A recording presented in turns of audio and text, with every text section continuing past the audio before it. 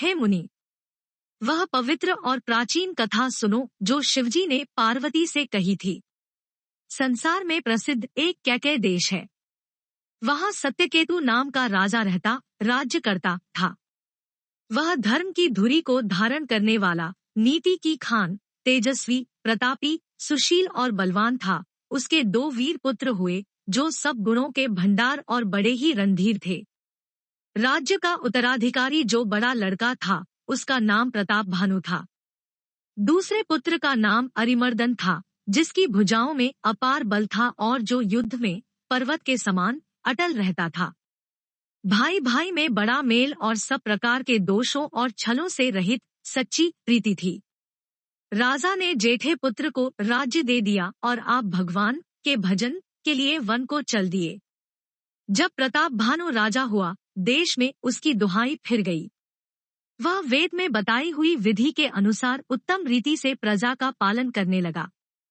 उसके राज्य में पाप का कहीं लेश भी नहीं रह गया। राजा का हित करने वाला और शुक्राचार्य के समान बुद्धिमान धर्मरुचि नामक उसका मंत्री था। इस प्रकार बुद्धिमान मंत्री और बलवान तथा वीर भाई के साथ ही स्वयं राजा भी बड़ा प्रतापी और रणधीर था। साथ में अपार चतुरंगिणी सेना थी, जिसमें असंख्य योद्धा थे जो सबके सब रण में जूझ मरने वाले थे। अपनी सेना को देखकर राजा बहुत प्रसन्न हुआ और घमाघम नगाड़े बजने लगे। दिग्विजय के लिए सेना सजाकर वह राजा शुभ दिन मुहूर्त साधकर और डंका बजाकर चला। जहां तहां बहुत सी लड़ाइयां हुई। उसने सब राजाओं को बलपूर्वक जीत लिया। अपनी भुजाओं के बल से उसने 7 द्वीपों भूमिखंडों को वश में कर लिया और राजाओं से दंड कर ले लेकर उन्हें छोड़ दिया। संपूर्ण पृथ्वी मंडल का उस समय प्रताप भानु ही एकमात्र चक्रवर्ती राजा था। संसार भर को अपनी भुजाओं के बल से वश में करके राजा ने अपने नगर में प्रवेश किया। राजा अर्थ, धर्म और काम आदि के सुखों का समयानुसार सेवन करता था। राजा प्रताप भानु का बल पाकर भूमि सुंदर कामधेनु मनचाही वस्तु देने वाली हो गई। उनके राज्य में प्रजा सब प्रकार के दुखों से रहित और सुखी थी और सभी स्त्री पुरुष सुंदर और धर्मात्मा थे। धर्मरुचि मंत्री का श्री हरि के चरणों में प्रेम था। वह राजा के हित के लिए सदा उसको नीति सिखाया करता था। राजा गुरु, देवता, संत, पितर और ब्राह्मण इन सब की सदा सेवा करता रहता था। वेदों में राजाओं के जो धर्म बताए गए हैं, राजा सदा आदरपूर्वक और सुख मानकर उन सब का पालन करता था। प्रतिदिन अनेक प्रकार के दान देता और उत्तम शास्त्र, वेद और पुराण सुनता था।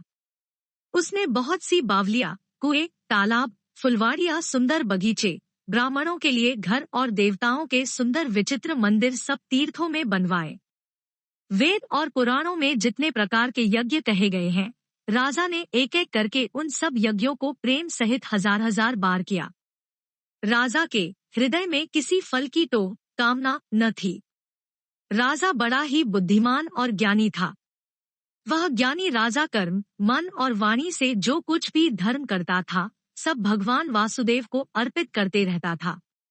एक बार वह राजा एक अच्छे घोड़े पर सवार होकर शिकार का सब सामान सजाकर विंध्याचल के घने जंगल में गया और वहां उसने बहुत से उत्तमोत्तम हिरन मारे। राजा ने वन में फिरते हुए एक सूअर को देखा। दांतों के कारण वह ऐसा दिख पड़ता था मानो चंद्रमा को ग्रसकर मुंह में पकड़कर राहु वन में आ छिपा हो। चंद्रमा बड़ा होने से उसके मुंह में समाता नहीं है और मानो क्रोधवश वह भी उसे उगलता नहीं है। यह तो सूअर के भयानक दांतों की शोभा कही गई। इधर उसका शरीर भी बहुत विशाल और मोटा था। घोड़े की आहट पाकर वह घुरघुराता हुआ कान उठाए चौकन्ना होकर देख रहा था। नील पर्वत के शिखर के समान विशाल शरीर वाले उस सूअर को देखकर राजा घोड़े को चाबुक लगाकर तेजी से चला और उसने सूअर को ललकारा कि अब तेरा बचाव नहीं हो सकता। अधिक शब्द करते हुए घोड़े को अपनी तरफ आता देखकर सूअर पवन वेग से भाग चला। राजा ने तुरंत ही बाण को धनुष पर चढ़ाया। सूअर बाण को देखते ही धरती में दुबक गया। राजा तक तक कर तीर चलाता है, परंतु सूअर छल करके शरीर को बचाता जाता है। वह पशु कभी प्रकट होता और कभी छिपता हुआ भाग जाता था और राजा भी क्रोध के वश उसके साथ पीछे लगा चला जाता था। सूअर बहुत दूर ऐसे घने जंगल में चला गया जहाँ हाथी घोड़े का निवाह गमन नहीं था। राजा बिल्कुल अकेला था और वन में क्लेश भी बहुत था, फिर भी राजा ने उस पशु का पीछा नहीं छोड़ा। राजा को बड़ा धैर्यवान देखकर सूअर भागकर पहाड़ की एक गहरी गुफा में जा घुसा। उसमें जाना कठिन देखकर राजा को बहुत पछताकर लौटना पड़ा, पर उस घोर वन में वह रास्ता भूल गया। बहुत परिश्रम करने से थका हुआ और घोड़े समेत भूख प्यास से व्याकुल राजा नदी तालाब खोजता खोजता पानी बिना बेहाल हो गया। वन में फिरते फिरते उसने एक आश्रम देखा। वहाँ कपट से मुनि का वेश बनाए एक राजा रहता था, जिसका देश राजा प्रताप भानु ने छीन लिया था और जो सेना को छोड़कर युद्ध से भाग गया था। प्रताप भानु का समय अच्छे दिन जानकर और अपना कुसमय बुरे दिन अनुमान कर उसके मन में बड़ी ग्लानि हुई। इससे वह न तो घर गया और न अभिमानी होने के कारण राजा प्रताप भानु से ही मेल किया। दरिद्र की भांति मन ही में क्रोध को मारकर वह राजा तपस्वी के वेश में वन में रहता था। राजा प्रताप भानु उसी के पास गया। उसने तुरंत पहचान लिया कि यह प्रताप भानु है। राजा प्यासा होने के कारण व्याकुलता में उसे पहचान न सका। सुंदर वेश देखकर राजा ने उसे महामुनि समझा और घोड़े से उतरकर उसे प्रणाम किया, परंतु बड़ा चतुर होने के कारण राजा ने उसे अपना नाम नहीं बताया। राजा को प्यासा देखकर उसने सरोवर दिखला दिया। हर्षित होकर राजा ने घोड़े सहित उसमें स्नान और जलपान किया। सारी थकावट मिट गई, राजा सुखी हो गया। तब तपस्वी उसे अपने आश्रम में ले गया और सूर्यास्त का समय जानकर उसने राजा को बैठने के लिए आसन दिया। फिर वह तपस्वी कोमल वाणी से बोला, तुम कौन हो? सुंदर युवक होकर जीवन की परवाह न करके वन में अकेले क्यों फिर रहे हो? तुम्हारे चक्रवर्ती राजा के से लक्षण देखकर मुझे बड़ी दया आती है। राजा ने कहा, हे मुनीश्वर, सुनिए, प्रताप भानु नाम का एक राजा है, मैं उसका मंत्री हूँ। शिकार के लिए फिरते हुए राह भूल गया हूँ। बड़े भाग्य से यहाँ आकर मैंने आपके चरणों के दर्शन पाए हैं। हमें आपका दर्शन दुर्लभ था, इससे जान पड़ता है कुछ भला होने वाला है। मुनि ने कहा, हे तात, अंधेरा हो गया। तुम्हारा नगर यहाँ से 70 योजन पर है। हे सुजान, सुनो, घोर अंधेरी रात है, घना जंगल है, रास्ता नहीं है, ऐसा समझकर तुम आज यहीं ठहर जाओ, सबेरा होते ही चले जाना। तुलसीदास जी कहते हैं, जैसी भवितव्यता होनहार होती है, वैसी ही सहायता मिल जाती है। या तो वह आप ही उसके पास आती है या उसको वहां ले जाती है। हे नाथ, बहुत अच्छा, ऐसा कहकर और उसकी आज्ञा सिर चढ़ाकर घोड़े को वृक्ष से बांधकर राजा बैठ गया। राजा ने उसकी बहुत प्रकार से प्रशंसा की और उसके चरणों की वंदना करके अपने भाग्य की सराहना की। फिर सुंदर कोमल वाणी से कहा, हे प्रभु, आपको पिता जानकर मैं ढिठाई करता हूँ। हे मुनीश्वर, मुझे अपना पुत्र और सेवक जानकर अपना नाम धाम विस्तार से बतलाइए। राजा ने उसको नहीं पहचाना, पर वह राजा को पहचान गया था। राजा तो शुद्ध हृदय था और वह कपट करने में चतुर था। एक तो वैरी, फिर जाति का क्षत्रिय, फिर राजा। वह छलबल से अपना काम बनाना चाहता था। वह शत्रु अपने राज्य सुख को समझ करके स्मरण करके दुहखी था। उसकी छाती कुम्हार के आवे की आग की तरह भीतर ही भीतर सुलग रही थी। राजा के सरल वचन कान से सुनकर अपने वैर को याद कर वह हृदय में हर्षित हुआ। वह कपट में डुबोकर बड़ी युक्ति के साथ कोमल वाणी बोला, अब हमारा नाम भिखारी है, क्योंकि हम निर्धन और अनिकेत घरद्वारहीन हैं।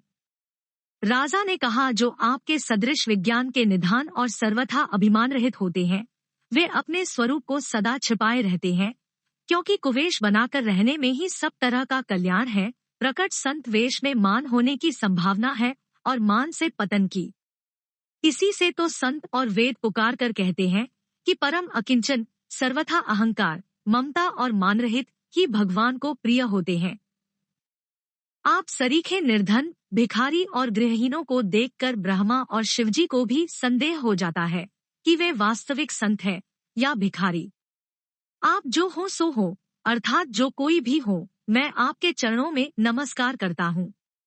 हे स्वामी, अब मुझ पर कृपा कीजिए। अपने ऊपर राजा की स्वाभाविक प्रीति और अपने विषय में उसका अधिक विश्वास देखकर सब प्रकार से राजा को अपने वश में करके अधिक स्नेह दिखाता हुआ वह कपटपस्वी बोला, हे राजन, सुनो, मैं तुमसे सत्य कहता हूँ, मुझे यहाँ रहते बहुत समय बीत गया। अब तक न तो कोई मुझसे मिला और न मैं अपने को किसी पर प्रकट करता हूँ, क्योंकि लोक में प्रतिष्ठा अग्नि के समान है जो तप रूपी वन को भस्म कर डालती है। तुलसीदास जी कहते हैं, सुंदर वेश देखकर मूढ़ नहीं, मूढ़ तो मूढ़ ही है, चतुर मनुष्य भी धोखा खा जाते हैं। सुंदर मोर को देखो, उसका वचन तो अमृत के समान है और आहार सांप का है।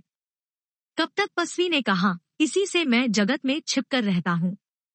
श्री हरि को छोड़कर किसी से कुछ भी प्रयोजन नहीं रखता। प्रभु तो बिना जनाए ही सब जानते हैं। फिर कहो, संसार को रिझाने से क्या सिद्धि मिलेगी? तुम पवित्र और सुंदर बुद्धि वाले हो, इससे मुझे बहुत ही प्यारे हो और तुम्हारी भी मुझ पर प्रीति और विश्वास है। हे तात, अब यदि मैं तुमसे कुछ छिपाता हूँ तो मुझे बहुत ही भयानक दोष लगेगा। जो वह तपस्वी उदासीनता की बातें कहता था, त्यों ही त्यों राजा को विश्वास उत्पन्न होता जाता था। जब उस बगुले की तरह ध्यान लगाने वाले कपटी मुनि ने राजा को कर्म, मन और वचन से अपने वश में जाना, तब वह बोला, हे भाई, हमारा नाम एकत्नु है। यह सुनकर राजा ने फिर सिर नवाकर कहा, मुझे अपना अत्यंत अनुरागी सेवक जानकर अपने नाम का अर्थ समझाकर कहिए। कपटी मुनि ने कहा, जब सबसे पहले सृष्टि उत्पन्न हुई थी तभी मेरी उत्पत्ति हुई थी। तब से मैंने फिर दूसरी देह नहीं धारण की, इसी से मेरा नाम एकत्नु है। हे पुत्र, मन में आश्चर्य मत करो, तब से कुछ भी दुर्लभ नहीं है। तब के बल से ब्रह्मा जगत को रचते हैं, तब के ही बल से विष्णु संसार का पालन करने वाले बने हैं, तब ही के बल से रुद्र संहार करते हैं। संसार में कोई ऐसी वस्तु नहीं जो तप से न मिल सके। यह सुनकर राजा को बड़ा अनुराग हुआ। तब वह तपस्वी पुरानी कथाएं कहने लगा। कर्म, धर्म और अनेकों प्रकार के इतिहास कहकर वह वैराग्य और ज्ञान का निरूपण करने लगा। सृष्टि की उत्पत्ति, पालन, स्थिति और संहार, प्रलय की अपार आश्चर्यभरी कथाएं उसने विस्तार से कही। राजा सुनकर उस तपस्वी के वश में हो गया और तब वह उसे अपना नाम बताने लगा। तपस्वी ने कहा, राजन, मैं तुमको जानता हूँ। तुमने कपट किया, वह मुझे अच्छा लगा। हे राजन, सुनो, ऐसी नीति है कि राजा लोग जहाँ था अपना नाम नहीं कहते। तुम्हारी वही चतुराई समझकर तुम पर मेरा बड़ा प्रेम हो गया है। तुम्हारा नाम प्रताप भानु है, महाराज सत्यकेतु तुम्हारे पिता थे। हे राजन, गुरु की कृपा से मैं सब जानता हूँ, पर अपनी हानि समझकर कहता नहीं। हे तात, तुम्हारा स्वाभाविक सीधापन, सरलता, प्रेम, विश्वास और नीति में निपुणता देखकर मेरे मन में तुम्हारे ऊपर बड़ी ममता उत्पन्न हो गई है, इसीलिए मैं तुम्हारे पूछने पर अपनी कथा कहता हूँ। अब मैं प्रसन्न हूँ, इसमें संदेह न करना। हे राजन, जो मन को भावे वही मांग लो।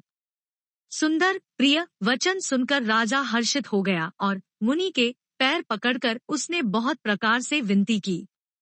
हे दयासागर मुनि, आपके दर्शन से ही चारों पदार्थ, अर्थ, धर्म, काम और मोक्ष मेरी मुट्ठी में आ गए। तो भी स्वामी को प्रसन्न देखकर मैं यह दुर्लभ वर मांगकर क्यों न शोकरहित हो जाऊं। मेरा शरीर वृद्धावस्था, मृत्यु और दोहक से रहित हो जाए, मुझे युद्ध में कोई जीत न सके और पृथ्वी पर मेरा 100 कल्प तक एक छत्र अकंटक राज्य हो। तपस्वी ने कहा, हे राजन, ऐसा ही हो, पर एक बात कठिन है, उसे भी सुन लो। हे पृथ्वी के स्वामी, केवल ब्राह्मण कुल को छोड़ काल भी तुम्हारे चरणों पर सिर नवाएगा। तप के बल से ब्राह्मण सदा बलवान रहते हैं। उनके क्रोध से रक्षा करने वाला कोई नहीं है। हे नरपति, यदि तुम ब्राह्मणों को वश में कर लो तो ब्रह्मा, विष्णु और महेश भी तुम्हारे अधीन हो जाएंगे। ब्राह्मण कुल से जोर जबरदस्ती नहीं चल सकती। मैं दोनों भुजा उठाकर सत्य कहता हूँ। हे राजन, सुनो, ब्राह्मणों के शाप बिना तुम्हारा नाश किसी काल में नहीं होगा। राजा उसके वचन सुनकर बड़ा प्रसन्न हुआ और कहने लगा, हे स्वामी, मेरा नाश अब नहीं होगा। हे कृपानिधान प्रभु, आपकी कृपा से मेरा सब समय कल्याण होगा। एवं स्तु ऐसा ही हो, कहकर वह कुटिल कपटी मुनि फिर बोला, किंतु तुम मेरे मिलने तथा अपने राह भूल जाने की बात किसी से कहना नहीं। यदि कह दोगे तो हमारा दोष नहीं। हे राजन, मैं तुमको इसलिए मना करता हूँ कि इस प्रसंग को कहने से तुम्हारी बड़ी हानि होगी। छठे कान में यह बात पड़ते ही तुम्हारा नाश हो जाएगा। मेरा यह वचन सत्य जानना। हे प्रताप भानु, सुनो, इस बात के प्रकट करने से अथवा ब्राह्मणों के शाप से तुम्हारा नाश होगा और किसी उपाय से, चाहे ब्रह्मा और शंकर भी मन में क्रोध करे, तुम्हारी मृत्यु नहीं होगी। राजा ने मुनि के चरण पकड़कर कहा, हे स्वामी, सत्य ही है। ब्राह्मण और गुरु के क्रोध से कहिए कौन रक्षा कर सकता है। यदि ब्रह्मा भी क्रोध करे तो गुरु बचा लेते हैं, पर गुरु से विरोध करने पर जगत में कोई भी बचाने वाला नहीं है। यदि मैं आपके कथन के अनुसार नहीं चलूंगा तो भले ही मेरा नाश हो जाए, मुझे इसकी चिंता नहीं है। मेरा मन तो है प्रभु, केवल एक ही डर से डर रहा है कि ब्राह्मणों का शाप बड़ा भयानक होता है। वे ब्राह्मण किस प्रकार से वश में हो सकते हैं, कृपा करके वह भी बताइए। हे दीनदयालु, आपको छोड़कर और किसी को मैं अपना हितु नहीं देखता। तपस्वी ने कहा, हे राजन, सुनो, संसार में उपाय तो बहुत है, पर वे कष्ट साध्य है, बड़ी कठिनता से बनने में आते हैं, और इस पर भी सिद्ध हो या न हो, उनकी सफलता निश्चित नहीं है। हाँ, एक उपाय बहुत सहज है, परंतु उसमें भी एक कठिनता है। हे राजन, वह युक्ति तो मेरे हाथ है, पर मेरा जाना तुम्हारे नगर में हो नहीं सकता। जब से पैदा हुआ हूँ तब से आज तक मैं किसी के घर अथवा गांव नहीं गया, परंतु यदि नहीं जाता हूँ तो तुम्हारा काम बिगड़ता है। आज यह बड़ा असमंजस आ पड़ा है। यह सुनकर राजा कोमल वाणी से बोला, हे नाथ, वेदों में ऐसी नीति कही है कि बड़े लोग छोटों पर स्नेह करते ही हैं। पर्वत अपने सिरों पर सदा तृण घास को धारण किए रहते हैं। अगाध समुद्र अपने मस्तक पर फेन को धारण करता है और धरती अपने सिर पर सदा धूलि को धारण किए रहती है। ऐसा कहकर राजा ने मुनि के चरण पकड़ लिए और कहा, हे स्वामी, कृपा कीजिए, आप संत हैं, दीनदयालु है। आथा, हे प्रभु, मेरे लिए इतना कष्ट अवश्य सहिए। राजा को अपने अधीन जानकर कपट में प्रवीण तपस्वी बोला, हे राजन, सुनो, मैं तुमसे सत्य कहता हूँ, जगत में मुझे कुछ भी दुर्लभ नहीं है। मैं तुम्हारा काम अवश्य करूँगा, क्योंकि तुम मन, वाणी और शरीर तीनों से मेरे भक्त हो। पर योग, युक्ति, तप और मंत्रों का प्रभाव तभी फलीभूत होता है जब वे छिपाकर किए जाते हैं।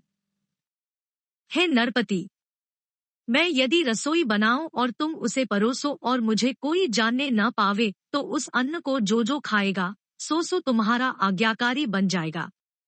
यही नहीं, उन भोजन करने वालों के घर भी जो कोई भोजन करेगा, हे राजन, सुनो, वह भी तुम्हारे अधीन हो जाएगा। हे राजन, जाकर यही उपाय करो और वर्षभर भोजन कराने का संकल्प कर लेना। नित्य नए 1,00,000 ब्राह्मणों को कुटुंब सहित निमंत्रित करना। मैं तुम्हारे संकल्प के काल अर्थात 1 वर्ष तक प्रतिदिन भोजन बना दिया करूंगा। हे राजन, इस प्रकार बहुत ही थोड़े परिश्रम से सब ब्राह्मण तुम्हारे वश में हो जाएंगे। ब्राह्मण हवन, यज्ञ और सेवा पूजा करेंगे तो उस प्रसंग संबंध से देवता भी सहज ही वश में हो जाएंगे। मैं एक और पहचान तुमको बताए देता हूँ कि मैं इस रूप में कभी न आऊंगा। हे राजन, मैं अपनी माया से तुम्हारे पुरोहित को हर लाऊंगा। तप के बल से उसे अपने समान बनाकर 1 वर्ष यहाँ रखूंगा। और हे राजन, सुनो, मैं उसका रूप बनाकर सब प्रकार से तुम्हारा काम सिद्ध करूंगा। हे राजन, रात बहुत बीत गई, अब सो जाओ। आज से तीसरे दिन मुझसे तुम्हारी भेंट होगी। तप के बल से मैं घोड़े सहित तुमको सोते ही में घर पहुंचा दूंगा। मैं वही पुरोहित का वेश धरकर आऊंगा। जब एकांत में तुमको बुलाकर सब कथा सुनाऊंगा, तब तुम मुझे पहचान लेना। राजा ने आज्ञा मानकर शयन किया और वह कपटज्ञानी आसन पर जा बैठा। राजा थका था, उसे खूब गहरी नींद आ गई। पर वह कपटी कैसे सोता, उसे तो बहुत चिंता हो रही थी। उसी समय वहां कालकेतु राक्षस आया, जिसने सुअर बनकर राजा को भटकाया था। वह तपस्वी राजा का बड़ा मित्र था और खूब छल प्रपंच जानता था। उसके 100 पुत्र और 10 भाई थे, जो बड़े ही दुष्ट, किसी से न जीते जाने वाले और देवताओं को दुहक देने वाले थे। ब्राह्मणों, संतों और देवताओं को दुहखी देखकर राजा ने उन सबको पहले ही युद्ध में मार डाला था।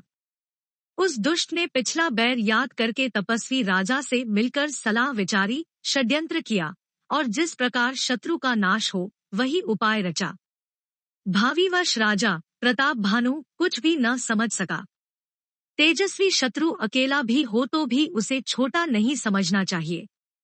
जिसका सिर मात्र बचा था, वह राहु आज तक सूर्य चंद्रमा को दुहक देता है। तपस्वी राजा अपने मित्र को देख प्रसन्न हो उठकर मिला और सुखी हुआ। उसने मित्र को सब कथा कह सुनाई। तब राक्षस आनंदित होकर बोला, हे राजन, सुनो, जब तुमने मेरे कहने के अनुसार इतना काम कर लिया, तो अब मैंने शत्रु को काबू में कर ही लिया, समझो। तुम अब चिंता त्याग सो रहो। विधाता ने बिना ही दवा के रोग दूर कर दिया। कुल सहित शत्रु को जड़मूल से उखाड़ बहाकर आज से चौथे दिन मैं तुमसे आ मिलूंगा। इस प्रकार तपस्वी राजा को खूब दिलासा देकर वह महामायावी और अत्यंत क्रोधी राक्षस चला। उसने प्रताप भानु राजा को घोड़े सहित क्षण भर में घर पहुंचा दिया। राजा को रानी के पास सुलाकर घोड़े को अच्छी तरह से घुड़साल में बांध दिया। फिर वह राजा के पुरोहित को उठा ले गया और माया से उसकी बुद्धि को भ्रम में डालकर उसने पहाड़ की खो में ला रखा। वह आप पुरोहित का रूप बनाकर उसकी सुंदर सेज पर जा लेटा। राजा सबेरा होने से पहले ही जागा और अपना घर देखकर उसने बड़ा ही आश्चर्य माना। मन में मुनि की महिमा का अनुमान करके वह धीरे से उठा, जिसमें रानी न जान पावे। फिर उसी घोड़े पर चढ़कर वन को चला गया। नगर के किसी भी स्त्री पुरुष ने नहीं जाना। 2 पहर बीत जाने पर राजा आया। घर घर उत्सव होने लगे और बधावा बजने लगा। जब राजा ने पुरोहित को देखा, तब वह अपने उसी कार्य का स्मरण कर उसे आश्चर्य से देखने लगा। राजा को 3 दिन युग के समान बीते। उसकी बुद्धि कपटी मुनि के चरणों में लगी रही। निश्चित समय जानकर पुरोहित बना हुआ राक्षस आया और राजा के साथ की हुई गुप्त सलाह के अनुसार उसने अपने सब विचार उसे समझाकर कह दिए। संकेत के अनुसार गुरु को उस रूप में पहचानकर राजा प्रसन्न हुआ। ब्रह्मवश उसे चेत न रहा कि यह तापस मुनि है या कालकेतु राक्षस। उसने तुरंत 1 लाख उत्तम ब्राह्मणों को कुटुंब सहित निमंत्रण दे दिया। पुरोहित ने 6 रस और 4 प्रकार के भोजन, जैसा कि वेदों में वर्णन है, बनाए। उसने मायामी रसोई तैयार की और इतने व्यंजन बनाए जिन्हें कोई गिन नहीं सकता। अनेक प्रकार के पशुओं का मांस पकाया और उसमें उस दुष्ट ने ब्राह्मणों का मांस मिला दिया। सब ब्राह्मणों को भोजन के लिए बुलाया और चरण धोकर आदर सहित बैठाया। ज्यों ही राजा परोसने लगा, उसी कालकेतुकृत आकाशवाणी हुई, है ब्राह्मणों, उठ कर अपने घर जाओ, यह अन्न मत खाओ। इसके खाने में बड़ी हानि है। रसोई में ब्राह्मणों का मांस बना है। आकाशवाणी का विश्वास मानकर सब ब्राह्मण उठ खड़े हुए। राजा व्याकुल हो गया, परंतु उसकी बुद्धि मोह में भूली हुई थी। होनहारवश उसके मुंह से एक बात भी न निकली। तब ब्राह्मण क्रोध सहित बोल उठे, उन्होंने कुछ भी विचार नहीं किया। अरे मूर्ख राजा, तू जाकर परिवार सहित राक्षस हो। रे नीच क्षत्रिय, तूने तो परिवार सहित ब्राह्मणों को बुलाकर उन्हें नष्ट करना चाहा था। ईश्वर ने हमारे धर्म की रक्षा की, अब तू परिवार सहित नष्ट होगा। 1 वर्ष के भीतर तेरा नाश हो जाए, तेरे कुल में कोई पानी देने वाला तक न रहेगा। शाप सुनकर राजा भय के मारे अत्यंत व्याकुल हो गया। फिर सुंदर आकाशवाणी हुई, हे ब्राह्मणों, तुमने विचार कर शाप नहीं दिया। राजा ने कुछ भी अपराध नहीं किया। आकाशवाणी सुनकर सब ब्राह्मण चकित हो गए। तब राजा वहां गया जहां भोजन बना था। देखा तो वहां न भोजन था, न रसोइया ब्राह्मण ही था। तब राजा मन में अपार चिंता करता हुआ लौटा। उसने ब्राह्मणों को सब वृत्तांत सुनाया और बड़ा ही भयभीत और व्याकुल होकर वह पृथ्वी पर गिर पड़ा। हे राजन, यद्यपि तुम्हारा दोष नहीं है, तो भी होनहार नहीं मिटता। ब्राह्मणों का शाप बहुत ही भयानक होता है, यह किसी तरह भी टाले टल नहीं सकता। ऐसा कहकर सब ब्राह्मण चले गए। नगरवासियों ने जब यह समाचार पाया तो वे चिंता करने और विधाता को दोष देने लगे, जिसने हंस बनाते बनाते कौआ कर दिया, ऐसे पुण्यात्मा राजा को देवता बनाना चाहिए था, सो राक्षस बना दिया। पुरोहित को उसके घर पहुंचाकर असुर कालकेतु ने कपटी तपस्वी को खबर दी। उस दुष्ट ने जहां तहां पत्र भेजे, जिससे सब बैरी राजा सेना सजा जाकर चढ़ दौड़े और उन्होंने डंका बजाकर नगर को घेर लिया। नित्य प्रति अनेक प्रकार से लड़ाई होने लगी। प्रताप भानु के सब योद्धा शूरवीरों की करनी करके रण में जूझ मरे। राजा भी भाई सहित खेत रहा। सत्यकेतु के कुल में कोई नहीं बचा। ब्राह्मणों का शाप झूठा कैसे हो सकता था। शत्रु को जीतकर नगर को फिर से बसाकर सब राजा विजय और यश पाकर अपने अपने नगर को चले गए।